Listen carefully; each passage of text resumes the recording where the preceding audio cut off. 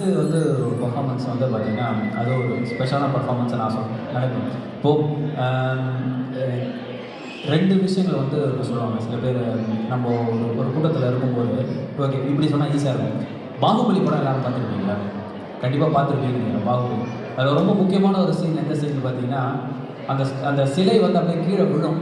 இப்போ விழும்போது வந்து ஹீரோ அப்படியே அந்த கைத்தை பிடிச்சி அப்படியே வருவார், நிற்பார். அப்போ ஒரே ஒருத்தன் மட்டும் அவனுக்கு அந்த அவன் போட்டிருந்த அந்த முகத்தை மறைச்சி வச்சிருப்பான். அந்த துண்டு கீழே விழுந்து அந்த முகத்தை பார்த்துருவான். பார்த்த பிறகு சொல்லுவான், பாகுபலி பாகுபலி. ஸோ ஒருத்தர் சொன்னது அப்படியே வந்து நிறைய பேர் சொல்ல ஆரம்பிச்சிடுவாங்க. இதேனா அந்த கூட்டத்தில் வந்து ரிசப்டார்ஸ்ன்னு சொல்லுவாங்கள்ல. ஸோ ஒருத்தர் பண்ணுறது நிறைய பேர் பண்ணும்போது என்னடா நம்மளும் அந்த மாதிரி எதனா பண்ணணும் அப்படின்னு பார்ப்பாங்க. ஸோ அதனால தான் வந்து நம்மளுக்கு என்ன சொல்லுவாங்கன்னா, நம்ம பசங்களை விட நல்ல ஸ்கூலில் சேருங்க, இல்லை இந்த குரூப்பில் சேர்த்து விடுங்க. ஸோ எல்லோரும் படிக்கும்போது ஓகே நம்மளும் அதை பார்த்து எல்லோரும் பண்ணுறாங்களே, நம்மளும் அந்த மாதிரி எதாவது பண்ணணும்னு தோணும். ஸோ அந்த மாதிரி தான் நம்ம இப்போ நிறைய பசங்க இங்கே நிகழ்ச்சி பர்ஃபார்மன்ஸ் பண்ணிகிட்டு இருக்கும்போது அதை பார்த்து சரி நம்மளும் எதாவது பண்ணணுமே அப்படின்னு ஒரு குழந்தை வந்து வந்திருக்கு.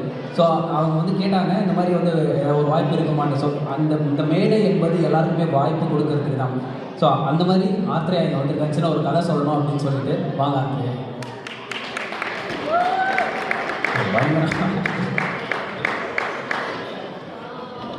ஒரு நரகாசுரன். வணக்கம், என் பேரு ஆத்ரேயா. தீபாவளி என்றால் என்ன? ஒரு நரகாசுரன் நரகம் தான். அவன் வந்து எல்லாரையும் துன்புறுத்துறான். அப்ப